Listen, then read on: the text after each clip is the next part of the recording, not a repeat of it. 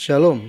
Eh, Hari ini kita akan belajar mengenai tentang gereja. Apakah kita sebagai gereja atau sebagai orang percaya, apakah perlu untuk bergabung di dalam keanggotaan sebuah gereja atau berkomitmen bersama dengan jemaat yang lain dalam sebuah gereja?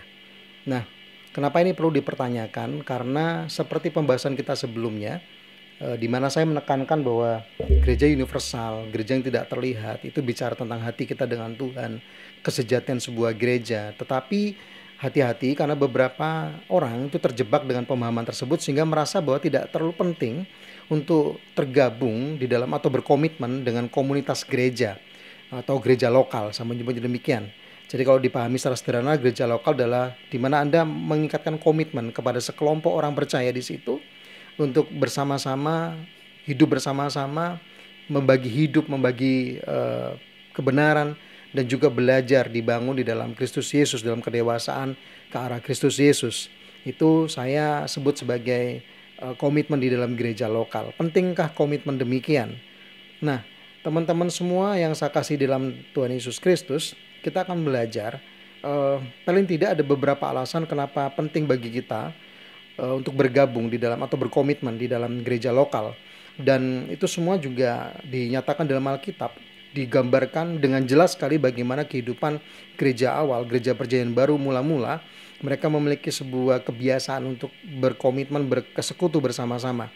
Nah, saya akan coba bawa Anda terlebih dahulu untuk melihat bagaimana kehidupan gereja mula-mula, sedikit mengulang dari pelajaran sebelumnya, bahwa gereja mula-mula, gereja perjanjian baru mula-mula, mereka memiliki kebiasaan untuk berkumpul bersama-sama, bersekutu bersama-sama, di dalam bertekun dalam pengajaran rasul-rasul. Bahkan tidak hanya itu, mereka memiliki persekutuan yang otentik, di mana mereka saling membagi hidup di dalamnya.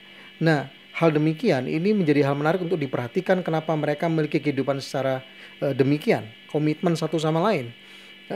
Tidak mudah bagi mereka di masa awal untuk mempercayai Yesus, memiliki iman kepada Yesus. Itu merupakan sesuatu yang mungkin bisa jadi mengancam nyawa mereka, mengancam keselamatan mereka, bahkan berpengaruh kepada ekonomi mereka. Sebab pada masa itu, tatkala mereka percaya kepada Yesus, mereka dengan serta-merta langsung menjadi kelompok yang tanda kutip marginal, yang diasingkan, kelompok yang dianggap mengikuti jalan yang bodoh. Karena apa? Karena mereka mengikuti cara hidup Yesus, di mana ada penyangkalan diri di dalamnya, ada berbagi kasih di dalamnya. Dan pada masa itu harus dipahami bagaimana culture, bagaimana budaya yang berkembang di luar Israel, bahkan yang berkembang di luar kekristenan pada waktu itu.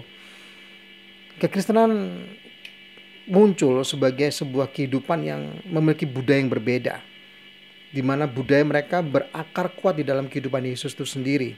Karena itu ketika mereka berkumpul bersama-sama merupakan sebuah ekspresi bagaimana kehidupan Yesus yang nyata dalam kehidupan mereka bersama. Karena itu sangat wajar sekali kalau mereka sebagai gereja mula-mula memiliki persekutuan satu sama lain, mengikatkan komitmen satu sama lain.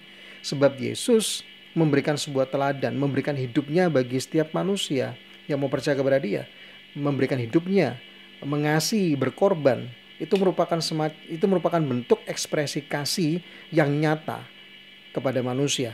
Allah mengasihi kita. Nah, pada waktu itu ketika mereka berkumpul bersama-sama, mereka berkumpul dalam satu iman yang jelas iman mereka berdasarkan dari fakta historical di mana Yesus itu memang bangkit. Jadi mereka berada di dekat dengan pusat sejarah, pusat peristiwa yang tidak dapat ditolak oleh mereka, bahwa Allah itu ada dan Yesus adalah Allah. Allah itu mengasihi, sehingga iman mereka pegang kuat-kuat.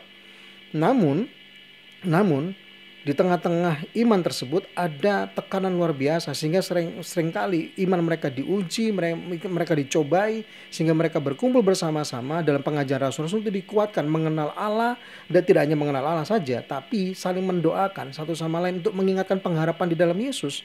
Sebab tantangannya begitu besar, tantangan untuk meninggalkan iman begitu besar. Tatkala mereka menjadi orang Kristen, ekonomi mereka terpengaruh. Mereka tidak bisa melakukan aktivitas ekonomi seperti biasanya karena dicecar, karena ditekan luar biasa. Nah, saudara yang saya kasih dalam Tuhan Yesus, Mengapa kita perlu untuk mengerti kondisi itu supaya kita bisa membandingkan dengan kondisi kita sekarang? Mungkin bagi Anda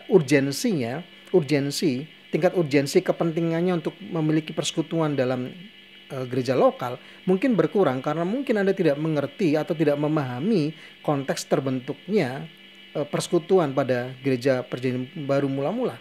Selain dari kondisi historis, tapi memang Allah menyeting gereja untuk hidup bersama-sama, bukan hidup sendiri-sendiri. Iman Kristen adalah iman yang dihidupi bersama-sama secara komunal, bukan dijalani sendiri-sendiri. Nah, paling tidak ada beberapa hal mengapa kita penting untuk bergabung dalam gereja lokal atau berkomitmen dengan sekelompok orang percaya yang tentunya di dalam koridor pertumbuhan rohani yang diawasi, yang ditata dengan rapi, yang arahnya kepada Yesus itu sangat kelihatan dengan jelas. Nah, beberapa alasan itu adalah yang pertama adalah persekutuan di dalam gereja lokal itu menyediakan ibadah bersama yang diwarnai dengan kasih, perhatian, dan nasihat untuk pertumbuhan rohani semua jemaat. Jadi kenapa kita perlu bergabung? Karena di dalamnya ada nasihat, ada perhatian, ada kasih di dalam persekutuan tersebut. Dalam Ibrani pasal 10 24 sampai dengan ayat 24 sampai dengan 25, penulis surat Ibrani menyinggung tentang orang-orang sudah mulai meninggalkan persekutuan bersama. Jadi ada orang mulai meninggalkan persekutuan bersama dan orang-orang itu dikatakan mulai hidupnya mulai terpengaruh dengan dunia kembali. Artinya apa? Artinya ketika kita menjadi orang percaya, kita tidak ada di dalam zona netral. Kita ada dalam sebuah zona tanda kutip peperangan rohani sama menyebutnya, di mana iman kita akan dibenturkan, akan dihantamkan dengan berbagai pandangan-pandangan yang mencoba untuk merebut kembali kita, untuk menghancurkan iman kita. Nah, kalau kita tidak memiliki persekutuan yang menasihati, yang memperhatikan di dalam kasih, kita tidak bisa untuk menghadapi semua tantangan itu sendiri. Itulah kenapa ayat firman Tuhan berkata bahwa jangan menjauhi pertemuan ibadah, jangan menjauhi persekutuan itu, supaya kita saling dikuatkan, ada yang memperhatikan. Karena tidak mudah, kita punya tantangan luar biasa, kita punya pergumulan. Nah, bisa bayangkan kalau kita punya pergumulan rohani tapi kita punya persekutuan yang tidak rohani. Kira-kira nasihat apa yang bisa diberikan? Sangat tidak mungkin, sangat mustahil. Dan Allah menggunakan sebuah persekutuan sebagai tempat kita untuk saling memperhatikan satu sama lain. Gereja di sini digambarkan seperti keluarga Allah. Nah, sebagai keluarga kita harus memperhatikan satu sama lain. Yesus telah menebus engkau dan saya dengan darahnya yang mahal. Allah telah mengasihi engkau dan saya. Di dalam gereja sebagai keluarga, tentu kita memperhatikan satu sama lain. Kita menghormati satu sama lain, tapi juga saling jaga satu sama lain. Bisa bayangkan kalau ada sanak keluarga kita menghadapi sebuah permasalahan yang pelik dan kemudian itu berpotensi menghancurkan dia. Kita pasti tolong dia. Nah, apalagi kalau kita saudara seiman. Itulah kenapa kita harus bersekutu dalam gereja lokal. Ada komitmen dibangun yang saling menjaga satu sama lain. Nah, yang kedua, kenapa kita perlu bergereja lokal atau memiliki persekutuan atau komitmen dengan orang percaya di dalam gereja lokal? Yang kedua, dalam 1 Korintus pasal 12 ayat 12 sampai dengan 31, cukup panjang ayatnya, tapi ini menggambarkan tentang kesatuan gereja secara rohani, secara teologis maupun secara praktis. Jadi orang-orang percaya ini dalam persekutuan orang gereja tadi itu dipersiapkan oleh Allah untuk melayani satu sama lain. Nah, ini menarik sekali. Kenapa? Karena digambarkan seperti membangun tubuh Kristus. Nah, kenapa kita perlu persekutuan orang percaya dalam gereja lokal? Karena di gereja lokal kita sebagai keluarga, sekali lagi sebagai keluarga, kita akan diajar untuk melayani satu sama lain. Di mana Allah telah memberikan sesuatu kepada kita untuk melayani orang tersebut. Demikian juga sebaliknya. Tetapi yang paling penting dalam konsep melayani satu sama lain ini, gereja sebagai keluarga itu menjadi tempat di mana Allah akan mengajar kita untuk merendahkan diri kita satu sama lain, lalu kemudian melihat setiap kekurangan saudara-saudara kita yang lain bukan tempat untuk menghancurkan mereka, tapi tempat untuk di mana kita bisa menyatakan kasih Allah melalui apa yang kita mampu lakukan. Melalui karunia-karunia yang Allah berikan kepada kita, kita melayani mereka. Nah, gereja lokal itu menjadi tempat yang sangat baik untuk kita dilatih. Untuk sense of memiliki sebagai gereja, sebagai keluarga, itu akan sangat kuat sekali di sana. Nah, saudara-saudara yang kasih dalam Tuhan Yesus, itu kenapa Anda harus bertumbuh dalam gereja lokal, harus berkomitmen di dalamnya. Karena dalam komitmen itu kita akan diajar untuk melayani satu sama lain. sebagaimana Yesus telah melayani kita, mengasihi kita. Yesus pernah berkata, aku datang ke dunia bukan untuk dilayani tapi untuk melayani. Nah itu Anda bisa lihat bagaimana puncak pelayanan Yesus dan kasih Yesus itu nyata di kayu salib. Dia mati berkorban buat kita. Nah maka kita melayani saudara kita di dalam karunia-karunia kita. Waktu kita melayani mereka dengan karunia kita, sudah pasti ada bagian dari diri kita yang harus kita tahan. Kita harus memberi waktu kepada mereka, memberi energi kepada kita, kekuatan kepada kita, harus melupakan diri kita. Artinya kita diajak oleh Tuhan untuk merasakan hatinya Allah. Nah Allah menebus kita bukan supaya kita hanya sekedar masuk surga saja, bukan itu. Tapi kehidupan yang dikembalikan kepada kehidupan yang semula, yaitu relasi di dalam kasih. Jadi di dalam gereja lokal kita akan diajar bersama-sama untuk menikmati kasih Allah. Menikmati kasih Allah, betapa baiknya Allah kepada kita, sehingga waktu kita melihat saudara kita yang kekurangan, saudara kita yang membutuhkan, kita bisa menggunakan karunia kita dengan hati yang murni, hati yang dipenuhi oleh kasih Allah. Nah di dalam gereja lokal menyediakan hal tersebut. Yang berikutnya adalah kenapa kita mesti bergabung di dalam gereja lokal? Karena di dalam gereja lokal kita di sana disediakan bagi kita pertumbuhan rohani yang seimbang.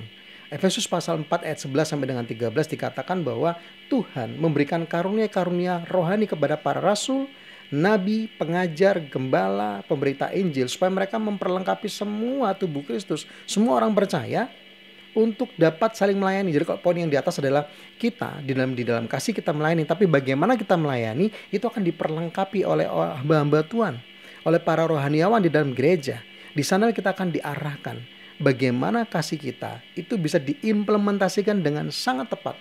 Kita akan diajar, kita akan dipertajam di sana untuk memahami konsep-konsep kebenaran firman Tuhan, bagaimana kita melayani dengan tepat dan dengan benar. Sehingga gereja itu seperti digambarkan seperti ladang. Kenapa? Karena kita dipersiapkan untuk sebuah pekerjaan besar. Dan kita mulai dari dalam gereja, bergerak bersama-sama melayani satu sama lain, sehingga menjadi bangunan tubuh Kristus yang begitu indah, sehingga dunia bisa melihat Yesus hidup di dalam gereja. Yesus adalah kepala gereja, dan gereja adalah tubuhnya. Bagaimana dunia bisa melihat Yesus? Ya melihat gereja. Nah bagaimana gereja bisa menjadi serupa dengan Kristus akan diperlengkapi oleh para rohaniawan ini, akan diperlengkapi oleh orang-orang yang ditetapkan oleh Allah untuk memperlengkapi. Nah kalau kita tidak bergabung di gereja lokal, tentunya tidak ada pertumbuhan ke arah Kristus. Tentunya tidak ada persekutuan yang dapat dilihat oleh orang-orang dunia. Dan itu bukan tujuan Allah. Tujuan Allah menyelamatkan saudara dan saya adalah supaya kita juga memberitakan karya keselamatan Yesus kepada orang dunia. Melalui apa? Melalui pemberitaan kita, melalui kehidupan kita bersama secara komunal. Kasih tidak bisa ditunjukkan dengan kehidupannya secara mandiri sendiri. Tidak bisa. Kasih hanya bisa ditunjukkan dengan kehidupan secara komunal. Gereja mula-mula itu dikenal dan kehidupan komunalnya, di mana dunia melihat bagaimana mereka hidup, sehingga itu menarik perhatian mereka. Mereka menarik perhatian dunia, di mana mereka, gereja lokal pada waktu itu, gereja mula-mula pada waktu itu, kehidupan mereka saling mengasihi melayani satu sama lain. Tetapi itu menjadi efektif, menjadi begitu kuat dan tajam tatkala mereka diperlengkapi oleh saya menyebutnya 5 jawatan di dalam gereja. Atau saya menyebutnya rohaniawan yang ditetapkan Allah dengan karunia-karunia tersendiri khusus untuk membentuk orang-orang percaya di gereja lokal, untuk kita bisa melayani dengan efektif, memberitakan kebenaran karena kasih, sehingga dunia bisa melihat kehidupan Yesus nyata dalam kehidupan bergereja lokal. Kemudian yang keempat adalah kenapa kita perlu memiliki gereja lokal. Yang keempat adalah sebab di dalam gereja lokal Allah menyediakan pemeliharaan dan bimbingan rohani. Kalau yang tadi adalah dipertajam untuk melayani seperti ladang, benar seperti ladang. Kita dipersiapkan untuk pekerjaan-pekerjaan Allah, kita dipersiapkan untuk melayani dimanapun kita berada. Tapi pertama ada di dalam gereja. Jadi kita diperlengkapi untuk sebuah persiapan yang matang. Kalaupun pertarungan, kita siapkan untuk sebuah pertarungan terbaik dengan persiapan yang terbaik. Kira-kira begitu. Nah, alasan berikutnya adalah gereja lokal menyediakan pemeliharaan dan bimbingan rohani. Maksudnya apa di sini? Para rohaniawan yang kalau tadi dikatakan memperlengkapi, ini adalah fungsi mengawasi dan melindungi mereka secara rohani. Di dalam Kisah Rasul pasal 20 misalnya, di mana Rasul Paulus mengumpulkan para penatua jemaat di Miletus, jemaat Efesus di Miletus maksudnya. Di sana Paulus menyerahkan kawanan domba atau jemaat di sana yang akan ditinggalkan Paulus kepada para penatua untuk ditilik, ya, untuk diawasi dan dijaga. Jadi mereka ditetapkan sebagai orang yang menjaga kawanan domba. Katakan kenapa kawanan domba? Seperti pohon di atas tadi itu loh. Orang percaya itu ada seperti dikatakan, aku mengutus kamu seperti domba di tengah serigala. Domba tidak punya senjata. Domba itu rentan dengan serangan. Nah, yang saya sebut serangan ini bicara soal iman sebenarnya. Nah, di dalam gereja lokal itu ada pemeliharaan, ada perlindungan. Kalau tadi dikatakan saling antara satu jemaat, yang ini berbeda. Yang ini ada perlindungan khusus, yaitu para rohaniawan yang diperlengkapi oleh Allah, yang tidak hanya untuk mempersiapkan kita untuk melayani, tapi juga melindungi iman kita, mengcover iman kita. Tentunya Anda pernah punya banyak pertanyaan tentang iman, tapi sayangnya kita tidak datang pada orang yang tepat. Kita justru mencarinya di luar, mencari jawaban alternatif, tapi lupa kita untuk harusnya mendengar jawaban yang dari pokoknya terlebih dahulu. Karena saya percaya kebenaran adalah kebenaran. Dimanapun Anda mencarinya, Anda akan mencarinya, ya kebenaran tetap kebenaran. Tetapi bukan berarti kita mengabaikan kebenaran yang ada di dalam gereja. Intinya adalah pergumulan iman kita, pertanyaan-pertanyaan tentang iman kita, itu idealnya adalah itu dapat diberikan jawabannya di dalam komunitas gereja lokal. Ini penting buat pertumbuhan rohani saudara dan saya. Itulah kenapa gereja lokal itu digambarkan seperti mempelai. Jadi dipersiapkan. Jadi kemurnian iman Anda dan saya, kemurnian hidup Anda dan saya, itu seperti digambar seperti mempelai Kristus gitu loh. Jadi semacam pernikahan. Dipersiapkan untuk apa? 2 Korintus pasal 11 ayat 2 berkata, untuk membawa kamu sebagai perawan suci kepada Kristus. Ayat ini menggambarkan bahwa gereja sebagai mempelai perempuan harus menjaga kemurniannya sampai nanti kita berjumpa dengan Kristus di surga kelak. Metafora ini menekankan tentang kedekatan dan kemurnian. Nah, Anda harus tahu bahwa kesucian orang-orang percaya pada gereja mula-mula sangat jelas luar biasa. Sehingga mereka mempertanyakan, orang dunia mempertanyakan kenapa mereka menjaga kekudusan. Kenapa mereka memiliki kehidupan yang berbeda dengan kehidupan budaya di Roma atau budaya di Asia, bahkan atau di budaya di seluruh dunia yang dapat ditemui pada masa itu. Di mana kekudusan menjadi hal yang sangat aneh bagi mereka. Kekudusan pernikahan, kesucian seksualitas, kemurnian moralitas itu benar-benar dijaga oleh mereka luar biasa. Kenapa? Ada pengharapan. Kenapa mereka hidup kudus? Karena penghidup kudus itu merupakan cerminan atas pengharapan yang terkandung di dalam kebangkitan Yesus Kristus. Di mana Yesus telah menebus dosa manusia dan kita telah diangkat menjadi anaknya. Allah itu kudus, maka kita harus hidup kudus. Mengapa? Sebab kita tahu faktanya bahwa masalah kematian kita selesai, masalah dosa kita selesai dalam Yesus. Dan kehidupan setelah kematian nyata dan pengharapan kebangkitan tubuh itu ada. Itulah kenapa gereja menyucikan dirinya. Nah, di dalam persekutuan bersama ini gereja lokal, memang kita akan diajar. Kita akan dijaga oleh rohaniawan, kita nyebutnya para rohaniawan, yang ditetapkan oleh Allah untuk menjaga kita tetap murni, tetap kudus di dalamnya. Selain iman kita dari serangan-serangan, tapi pertumbuhan rohani kita dipersiapkan menjadi mempelai. Mempelai itu seperti kayak, mungkin bahasa Anda mungkin kurang mengerti. Mempelai itu maksudnya adalah calon pengantin. Jadi ada masa yang akan datang. Mempelai, calon masih dipersiapkan. Kata dipersiapkan berarti akan. Itu semacam penggambaran saja. Yesus sebagai mempelai pria, gereja sebagai mempelai wanita. Tentunya bukan pernikahan yang kita pahami seperti laki dan perempuan, bukan demikian. Tetapi itu penggambaran yang menunjukkan kemurnian, bahwa gereja akan dijaga kemurniannya. Karena kita akan masuk di dalam pernikahan anak domba. Yang dimaksud pernikahan domba adalah itu ada di akhir zaman, di mana ada kehidupan kekal setelah kematian kita yang sekarang ini. Artinya bahwa tidak boleh melupakan sebuah fakta, kehidupan kekal itu ada, dan kehidupan kita sekarang ini punya kaitan di sana. Dan Allah persiapkan gerejanya. Kalau kita punya pertobatan sejati, kalau kita punya iman sejati, kita mengerti kenapa Yesus menebus kita dari dosa kita. Kalau Yesus menebus kita dari dosa kita, masakan kita mau hidup di dalam dosa kita. Sekali lagi, kalau Yesus menebus kita dari dosa kita, masakan kita dibebaskan, lalu kemudian kita mau hidup di dalam dosa, sangat tidak masuk akal. Ini adalah hubungan kasih, relasi kasih Yesus telah mati buat engkau dan saya di dalam kasih-Nya. Maka kekudusan yang kita jaga adalah kekudusan karena motivasi kasih. Karena kita mengasihi Yesus. Karena kita mengasihi Yesus yang telah mengasihi kita lebih dahulu. Mengasihi Allah yang mengasihi kita lebih dahulu. Jadi kita punya motif yang jelas kenapa kita menjaga kekudusan kita. Kalau bahasa kita mungkin seperti cinta, love. Seperti cinta. Kita melakukannya karena cinta. Kita melakukannya karena kita mencintai Allah kita. Karena itu saudara saya kasih dalam Tuhan Yesus, kita harus bergabung. Penting sekali bergabung dalam gereja lokal. Karena kita di sana kita akan dijaga kemurnian kita, saling menjaga satu sama lain di dalamnya, saling mengingatkan di dalamnya. Nah, yang terakhir adalah berkaitan dengan yang keempat tadi, yaitu karakter kita akan dibentuk menjadi serupa dengan Kristus. Itu tempat wadah yang bagus. Gereja adalah tempat yang paling baik, yang paling tepat untuk kita bisa memiliki karakter Kristus. Kenapa demikian? Karena begini, saudara saya kasih dalam Tuhan Yesus. Seperti Amsal berkata, pasal 27-17 ya, dikatakan besi menajamkan besi, manusia menajamkan sesamanya. Ini maksudnya adalah tentunya dalam bergereja lokal kita akan bertemu orang, berinteraksi. Dalam interaksi itu akan terbuka potensi konflik di dalamnya. Tapi menariknya adalah karena konflik terjadi dalam gereja, maka tidak hanya konflik lalu Anda dibiarkan saja, tidak. Tetapi di sana kita akan diarahkan bagaimana kita bersikap dengan tepat dalam konflik-konflik itu. Ada pembinaan rohani diberikan.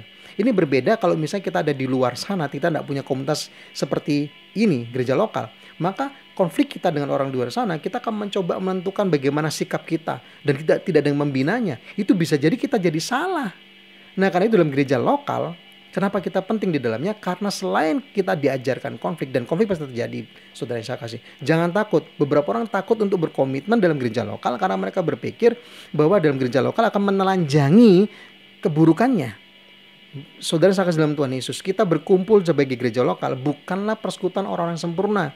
Kita adalah orang berdosa yang ditebus oleh Yesus. Jadi kalaupun kita ini orang berdosa yang ditebus oleh Yesus, berkumpul bersama-sama, sudah pasti kita ini orang berdosa, berkumpul sama orang berdosa, pasti ada gesekan. Tapi dalam gereja lokal ada yang namanya kasih karunia Allah bekerja di situ. Di mana kasih karunia Allah itu memperlengkapi kita melalui hamba-hamba Tuhan atau orang ditunjuk oleh Allah untuk kita belajar bagaimana merespon seperti Kristus merespon. Kita akan bertemu dengan orang yang mungkin tanda kutip yang begitu dekat dengan kita katakan ini rohani. Harusnya menjadi persekutuan rohani, tapi kenapa orang itu seperti demikian?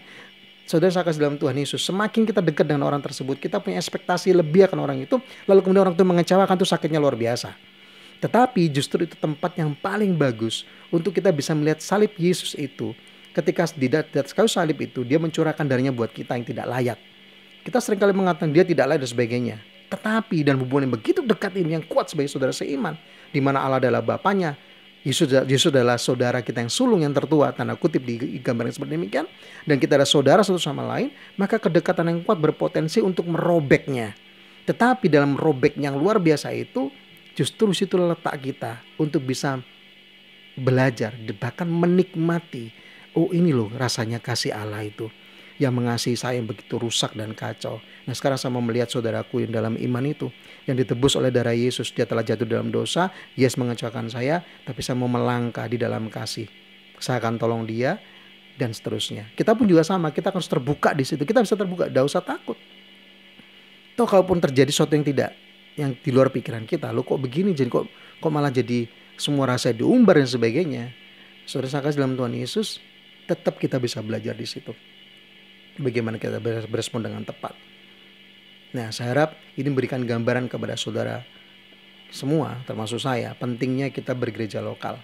Gereja lokal tempat kita bertumbuh, itu habitat kita. Gereja lokal tempat kita diperlengkapi. Gereja lokal tempat kita dipersiapkan untuk menjadi mempelai yang murni, yang kudus, yang suci untuk kehidupan kekal. Gereja lokal menjadi tempat yang Tuhan tetapkan bagi setiap kita semua untuk boleh memiliki karakter Kristus. Dan akhirnya gereja lokal menjadi tempat di mana dunia bisa melihat Kristus dalam gerejanya. Tuhan Yesus memberkati.